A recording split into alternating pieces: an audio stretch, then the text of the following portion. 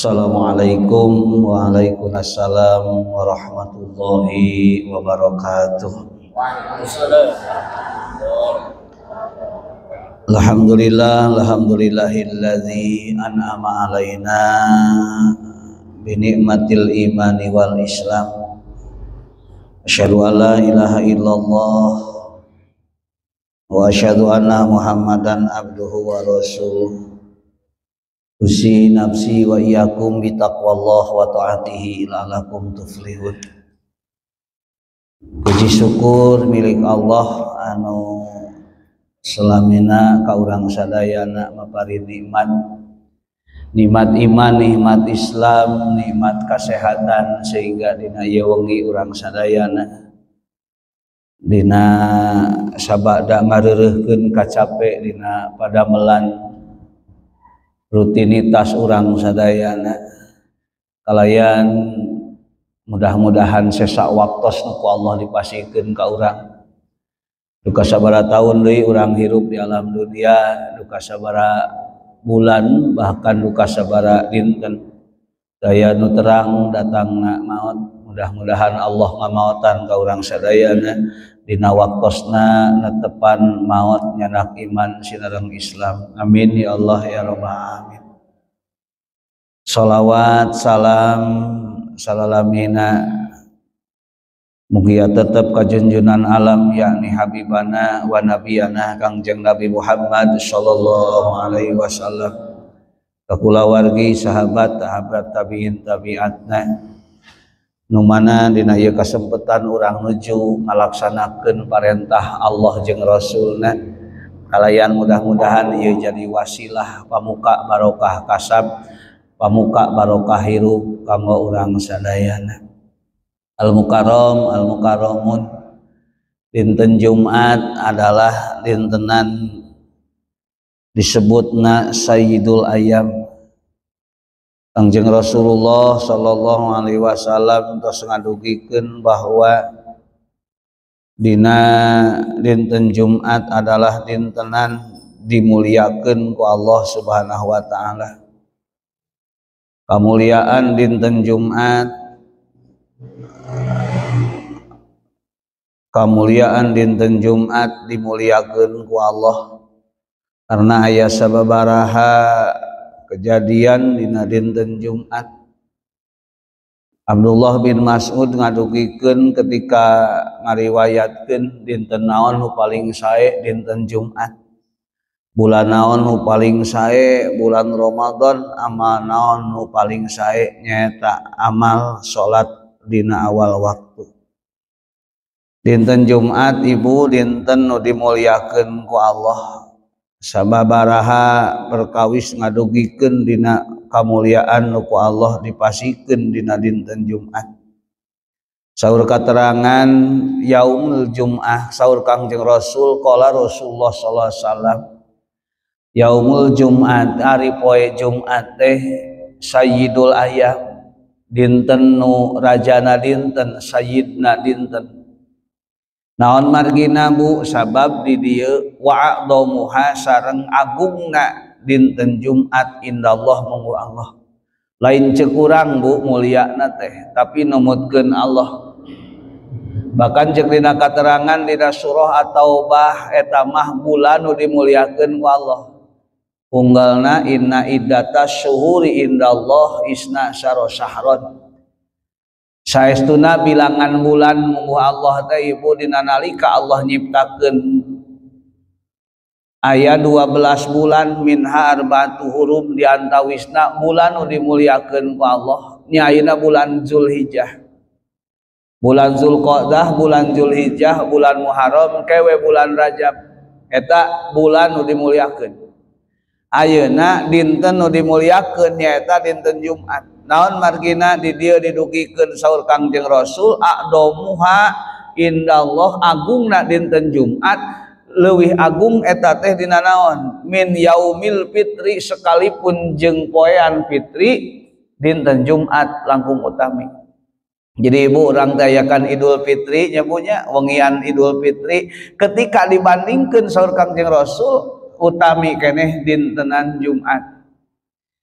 Bahkan kadituna didugikeun lain wungkul dibandingkeun jeung dintenan Idul Fitri min yaumin nahri jeung dina bandingan jeung poe Idul Adha. Tetep Bu bandingan jeung Idul Adha ge sami sae keneh dina wengi Jumat.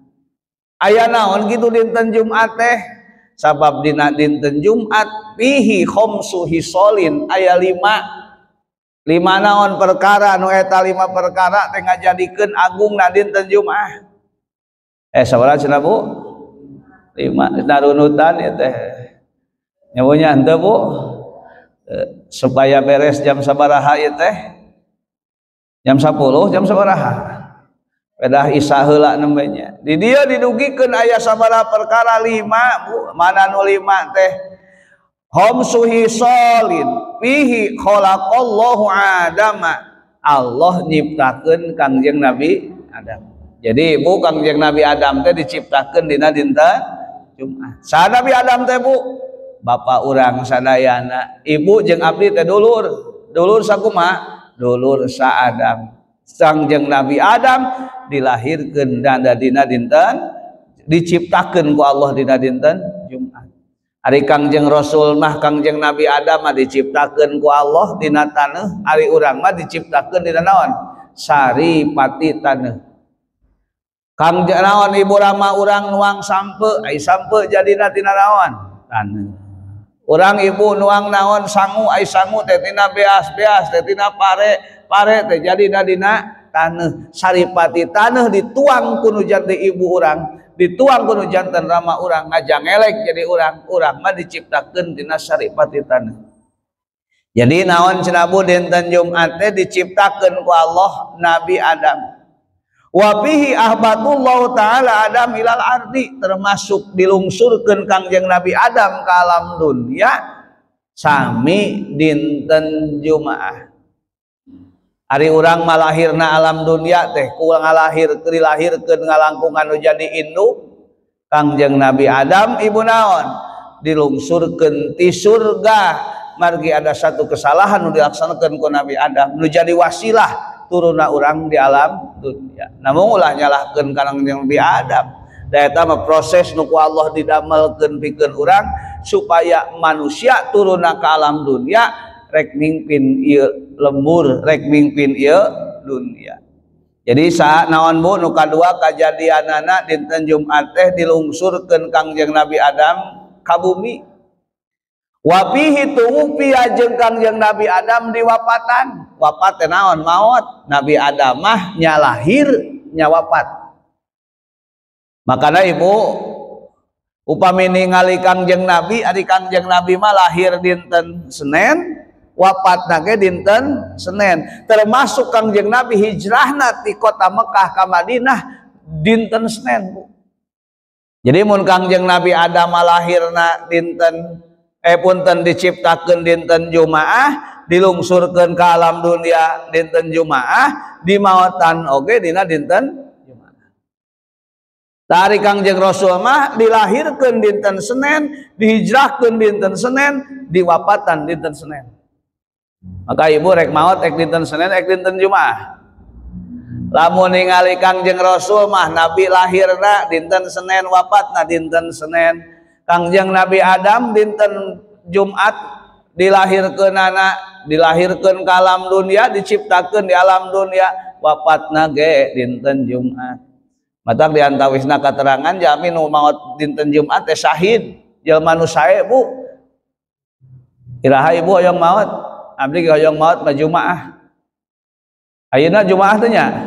Dengan ulah Jumaah ayeuna. Masih keneh rek lebaran. Masih kene barudak laleutik keneh ageng harepan Allah maparin keneh panjang yuswa sok sanaos diri teh geuning seueur tambah umur teh lain tambah ibadah tambah dosa. Naon Ibu nu kaduluna dilungsurkeun Nabi Adam dimaotan Nabi Adam ka dinten Jumaah oge di dieu didugikeun wapihi yaum wapihi saatun layas alullahu fiha sayan illa atahu. Taya ya nu jadi ku paustadani dipimpin ngadoa teh naon margina sabab wengi Jumat saatun hiji waktu la yasyaallahu fiha nu teu menta ka Allah fiha dina eta poe illa atahu angin Allah masihan. Tah ieu nu kudu digaris bawahi ku urang, ternyata dinten Jumat adalah saatul ijabah. Naon cenah Bu? Saatul ijabah teh naon? Waktu ijabah. Upami kajalmi nu katana suci tos terakhir tadi panginten kloter Tasikmalaya tos angkat. Di mana ibu di tanah suci mah aya naon Bu? Aya makom ijabah. Di urang mah sanes makom ijabah tapi saatul ijabah. Iraha saatul ijabah teh nyaeta dina sabada pardu oge dina gugahna wengi. Oke termasuk dinten Jumat teh mangrupakeun saatul ijabah. Mata kunaon pengajian di mana-mana wengian Jumaah mah ibu nyaruhunkeun ngadoa ka Allah. Sabab la yas'alullahu biha sayan illa a'tahullah. Teu aya nu teu tolak doana dina wengian Jumat. Taya Bu jang urang ulah liren ngalaksanakeun wengian Jumat teh naon sababna? Allah maparin kaeta jalma sagala perkara nu dipenta. Jadi sagala perkara nu dipenta ibu di malam yas'al haroman salagi henteu menta nu diharamkeun, salagi menta henteu anu tina dosa. Ari ngadoakeun batur mah ku moal diijabah ieu, da doana ge geus awon. Kitu nya punya. Jadi kanggo urang sadayana saatul ijabah suhunkeun ka Allah mangpang meungpeung dina dinten Jumat. Adak ibu dinten Jumat mah dintenan iraha dinten Jumat mulaina dur magrib kadi dinten Kemis ayeuna geus dinten Jumat. Upami ningali kalender Masehi ayeuna Jumaah acan Bu. Acan sebutna teh Kemis.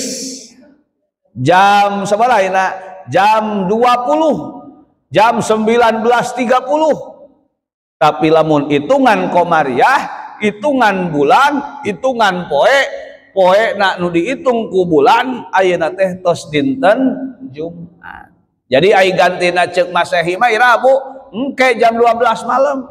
Tapi dumutkeun komariah mah bulan naon Samsiah mah naon komariah mah Hijriah teh mulaina dinten ayeuna. Makana wengi ba'da magrib urang ngadoa. Ngadoa jang naon? Hiji ngadoa jang diri urang sesa umur di alam dunia hoyong di maotan husnul khotimah.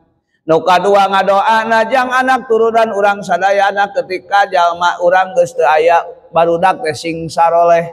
Nu katiluna ngadoa indung bapa urang nu tos teu aya di kieuna maka eta teh saatul ijabah. Jadi ngadoa teh minimal 3. Hiji ngadoa jang diri urang. Kade ulah salah aing ngadoa jang batur ngadoakeun nah jang diri poho. Da sok loba jalmi nu poho nya Bu, nyaah ka budak tapi teu nyaah ka awak. Nyaah ka dulur tapi teu nyaah ka awak, nyaah ka pamajikan tapi teu nyaah ka dirina. Aya nu kitu Ibu? Aya ibu-ibu indung jeung bapa ngabelaan anak jeung pamajikan ngabelaan teu ibadah, ninggalkeun salat, ninggalkeun ibadah. Kasab ngabelaan anak jeung pamajikan. Eta teh Ibu jalmi naon rugi ka cida, nyaah ka anak teu nyaah ka awak. Tawaya ibu-ibu ka mana si eceuh buai nama geuning yang ustad hampura tara malam rebo mak teh ayeuna teh. Tara malam Jumaah geuning ka mana mak? Bogo mak teh ri naon boga incu satilu-tilu di imah. Eta ibu ulah dugi ka kahalangan ku budak, ulah dugi ka kahalangan ku incu, la tulhikum amwalukum wala auladukum. Ulah ngaruksak karanjeun kabeh saha? Amwal teh harta, aulad anak-anak aranjeun. Jadi ulah dugi ka kahalangan. Ulah dugi kahalangan ibu loba duit teh jadi teu ngaji da sieun leungit. Aya budak aya incu teh nu tadina rajin ngaji jadi eueuh kusabab sibuk ngurus. Allahu Akbar. Keun atuh pangga da teu sawios ieu ngurus incu ge. Ngan ulah dugi ka kahalangan jadwal ngaji, kahalangan jadwal salat. Dugi ka urang teu salat teu pararuguh. Omo ibu punten dia nu ngurus budak komo budak sok ngompol keneh bari diurus ku urang ku ini na Allahu Akbar ibu budak cer di mana wer di mana urang salat di bumi sementara katincak naona kacintak cai kahampanganana napelna kana sajadah napelna kana salira urang napelna kana anggean urang kade bisi ngajadikeun hahalang kanggo ibadah maon cenah Bu sabab la yas'alullahu fiha insai'an ila atahu teu aya deui Bu dina poean dinaon wengi Jumat dinten Jumat adalah dipentakna ku Allah subhanahu mentana ka Allah bakal dibikeun bahkan dina Tadkirah Qurtubi didugikeun wengi Jumat wengi diizinkeun alam barjah ningali ka alam dunya kumaha Bu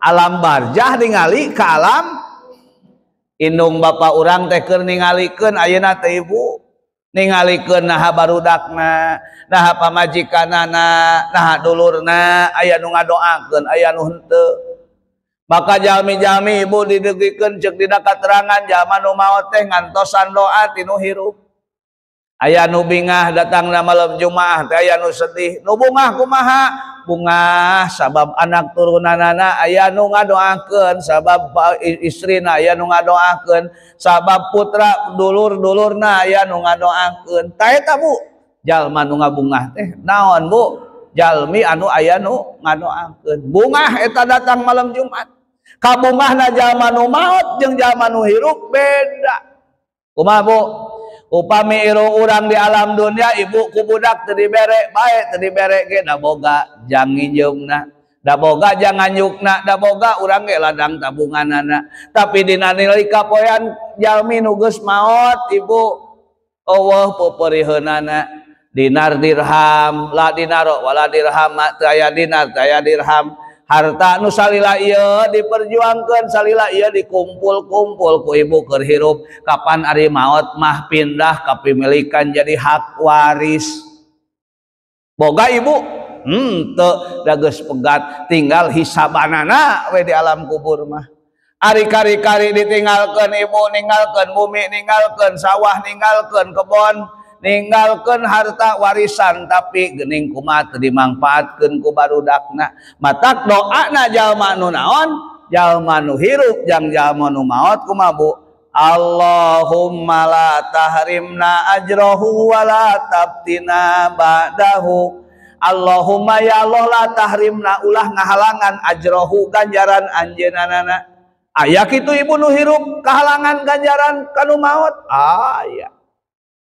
indung bapana geus wakaf masjid indung bapana geus wakaf sawah indung bapana geus wakaf pasantren eta ibu indung bapana geus teu aya ninggalkeun wakaf tuluy eta tempat teh kumaha Bu contoh geus maot indungna geus maot bapana bari dicandak deui mana cenah naonna bukti kepemilikan sertifikatna aya ti anjeunana kan baheula mah ibu wakaf teh mere we ai surat naonna surat akte na aya di bumi kikitirna aya di bumi keneh nu ngawakafkeun teu salit ibu kamari di Singaparna aya naon aya bumi jeung madrasah nu di naon digugat ku ahli waris nu ngawakafkeun karunya ka saha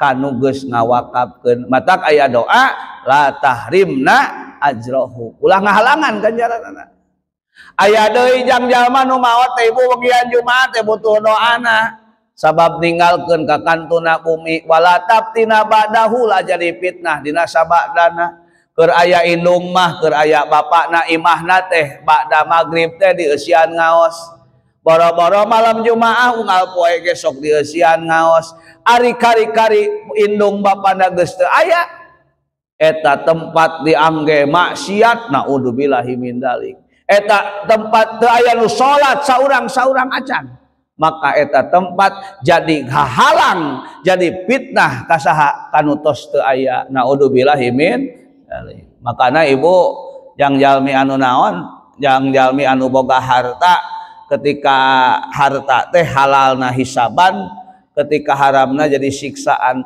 termasuk ngantunkeun ge kudu nitipkeun jeung kasolehanana. Jadi ibu ka barudak termasuk urang nu ngamampaatkeun taneuh ti kolot bumi ti kolot doakeun aranjeunna teu butuh naon-naon. Wengi Jumaah adalah naon saat jang urang naon ngabuktikeun urang naon cintanya kanu jadi ibu Rama.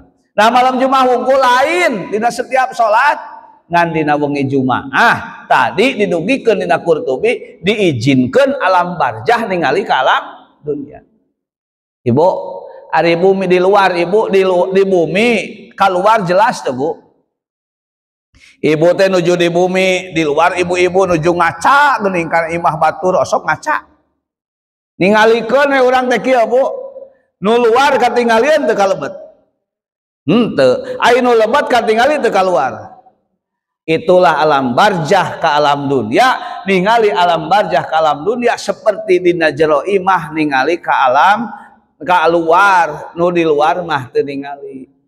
Urang ningali teh bukan nu maot ayeuna.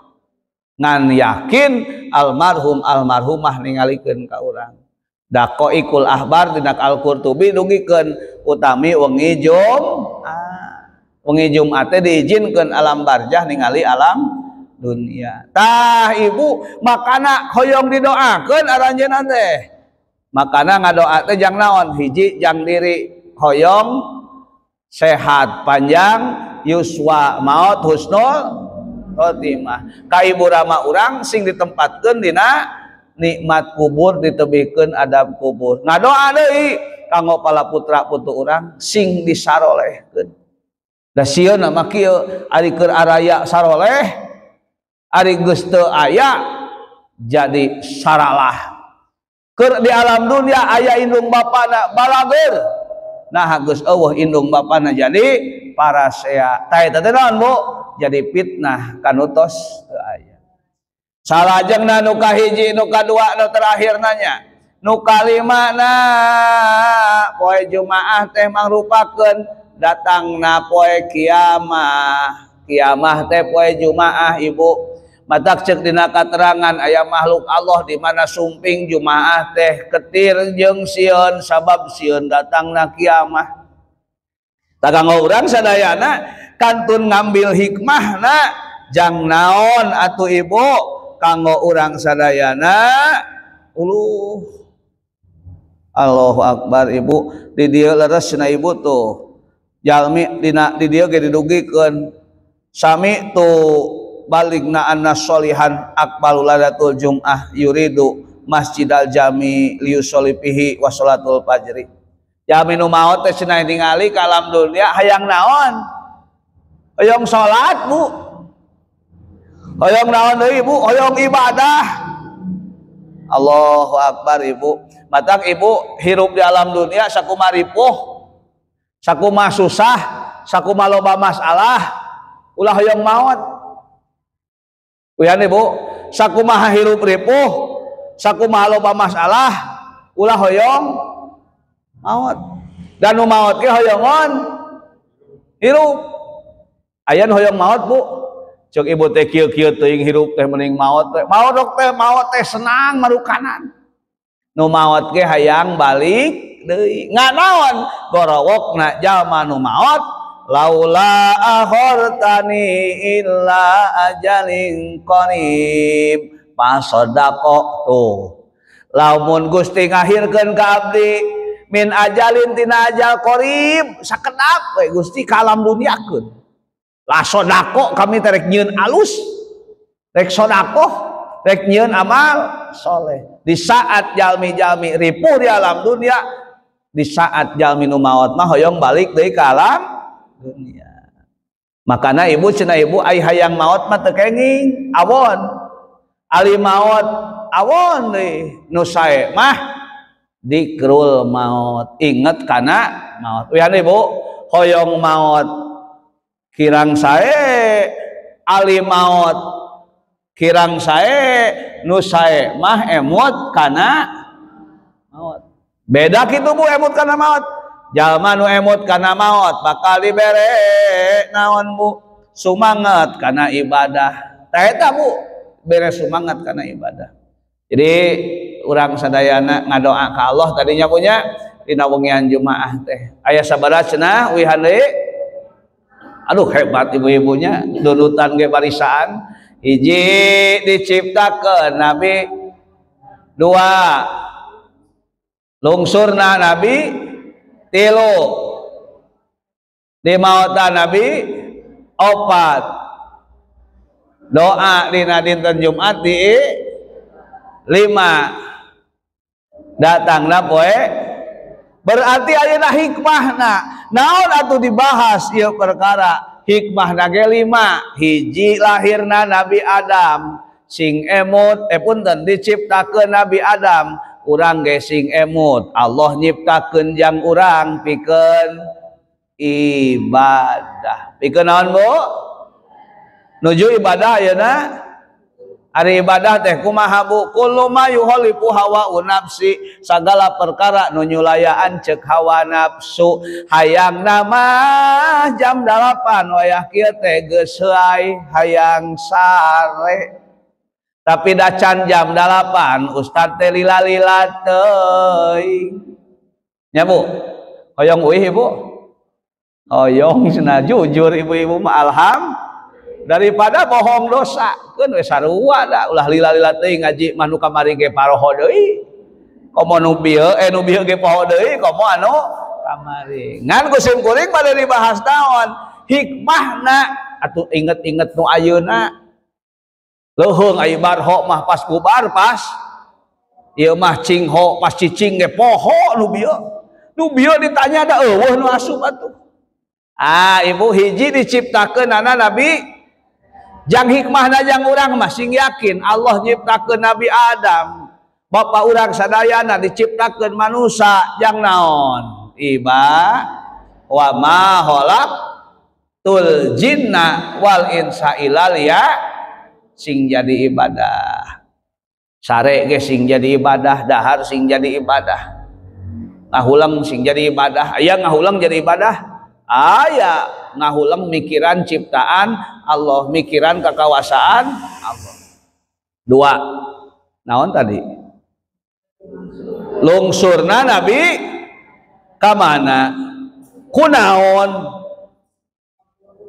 ngalaksanakeun hiji perkara nu dilarang ku Allah sehingga tebih jeung Allah tebih jeung istrina nu dipikannya saha Siti ternyata nu ngajauhkeun diri urang jeung Allah teh dosa urang teh Ibu matak jalma nu ngaos jalma nu naon nyieun kahadean keur naon taqarrub ila Allah jalma nu ngalaksanakeun kasayan keur ngadeukeutkeun diri ka Allah ngan sawangsuna di mana ngalaksanakeun hiji kaamonan hakikat eta jalma keur ngajauhkeun dirina jeung Allah naudzubillahi min.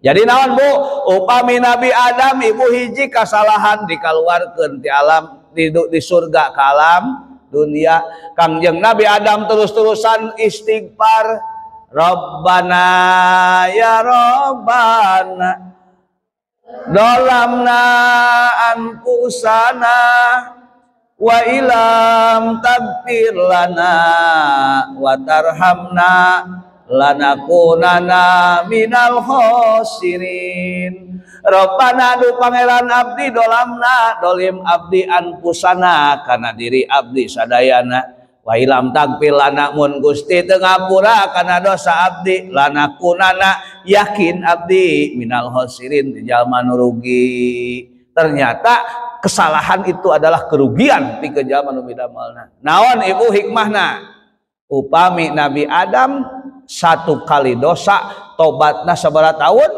40 tahun gitu jamunya tuh satu kali dosa tobat kanggo urang komo urang nulu mokot ku dosa mata kangjeng Nabi mah teu kirang 100 kali 100 wangsulan maca istighfar naon nu kaduana tuh jadikeun wengi Jumaah teh jadi naon tobat ka Allah mudah-mudahan dosa urang aya dina pangampura Allah subhanahu wa ta'ala.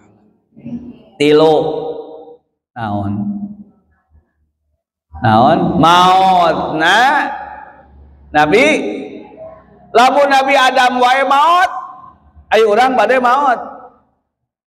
Nabi Adam abe dituna Nabi Nuh ge 850 tahun dakwahna, umurna teh ribuan, ari urang umurna sabaraha tahun. Saur Kangjeng Nabi, umat kami teh antara 60 dugi ka 70 tahun. Allahu Akbar, 60 tahun ya. Mangti sabaraha tahun? Aya 50, 55. Lamun 50 10 tahun deui mun 60 teh. Lamun geus 55 5 tahun deui meureun. Oh, Allahu Akbar. Gusti nu agung, umat kami 60 dugi ka 70 tahun. Mahaji sabaraha tahun? Mahaji sabaraha tahun mahaji? 65 ek 70 ek genep-genep. Tuh, ayo mah panjang ius mah. Tuh kan antara umat kami antara 60 dugi ka 70. Ari umur mah kitu nya punya aya kolot heula, aya nu ngora heula. Dak abdi mah ibu ka Gusti teh kitu we, hoyong panjang yuswa bari da saur katerangan naon atuh jalma panjang umur kalah tambah dosa. Matak suhunkeun ka Allah teh, Allahumma tawil umurana fi ibadatik, hoyong panjang yuswa dina ibadah. Cik ibu-ibu nu talamah umurna beuki kolot beuki sumanget ibadah tawa beuki hoream. Tah nu geus beuki hoream mending marenta maot we. Jawab kumaha? Sabab hoyongna ge panjang yuswa bari Allahu Akbar. Berat ibadah teh berat ibu. Makana suhunkeun ka Allah teh. Naon Bu? Maot na hoyong husnul khatimah. Siapkeun. Al mautu yati bagtatan, al qabru sundukul amal. Ari maot teh datangna tiba-tiba. Naon cenah Bu? Tiba-tiba ngadadak.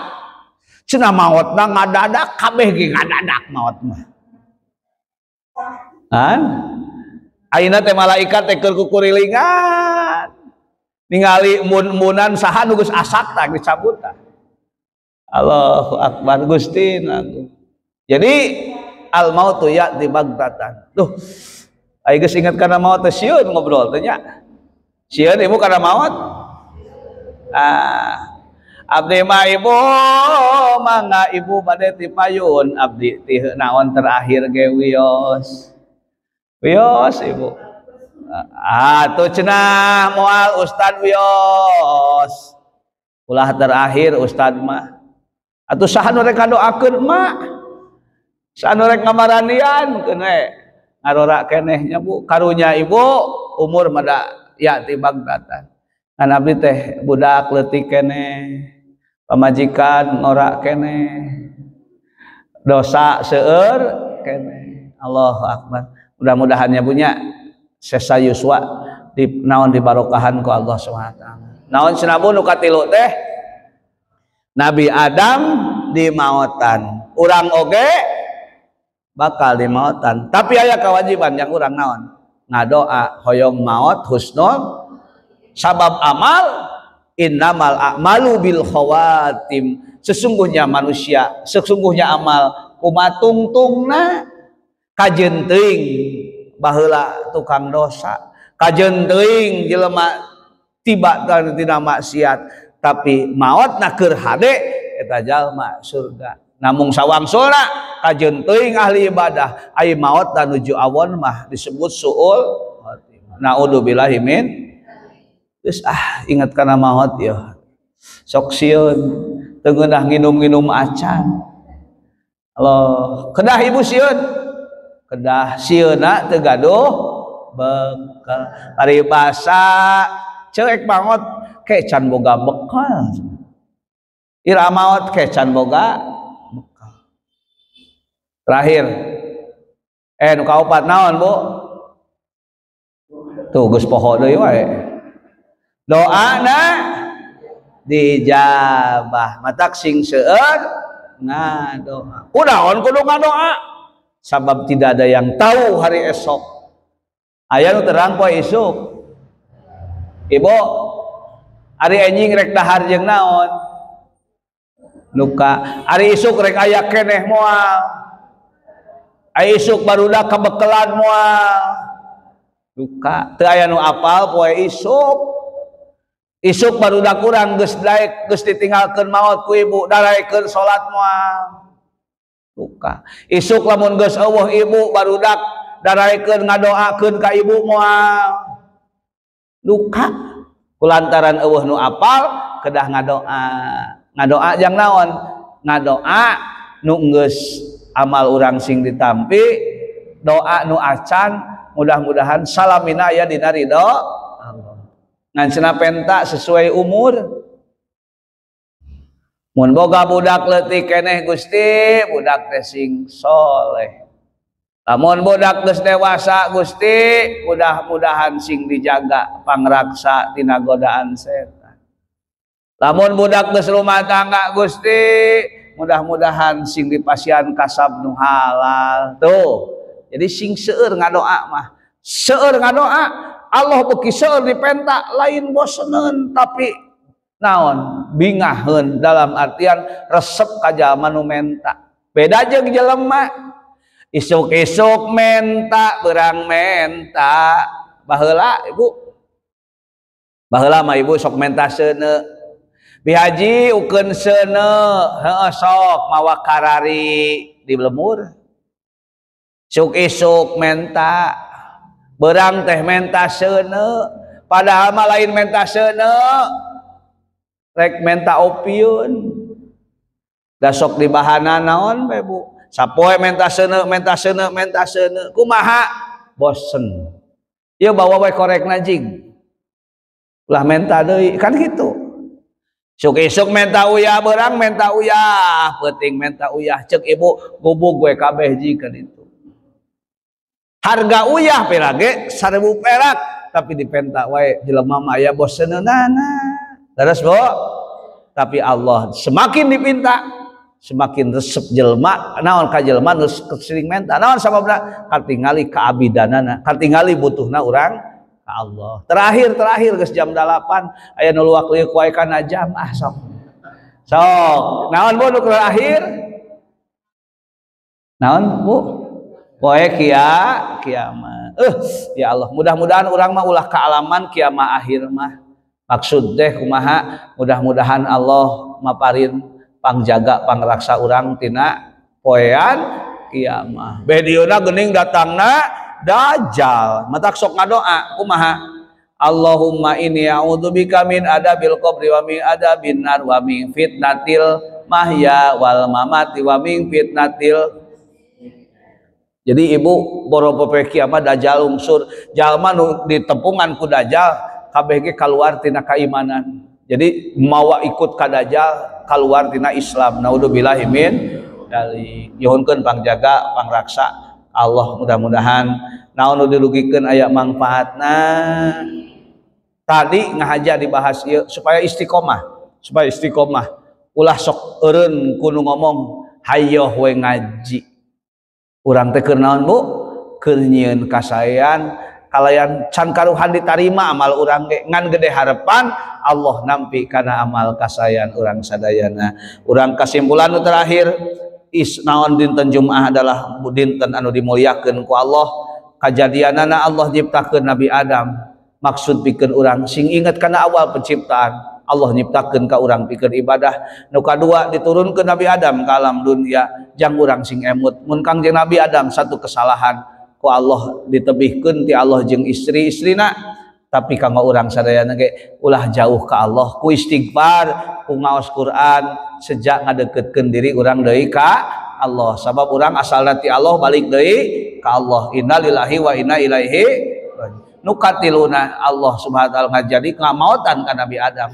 Jang urang oge sing siapkeun amal apa yang disiapkan untuk mati. Saur Kangjeng Rasul, sing bisa maot memeh maot dalam artian memeh maot urang geus mempersiapkeun pibekeleun jang sabada maot. Nu kaopatna dina dinten Jumat adalah saatul ijabah, kesempatan pikeun urang suhunkeun ka Allah kangge diri urang, kanggo keluarga urang, kanggo nutos teu raya.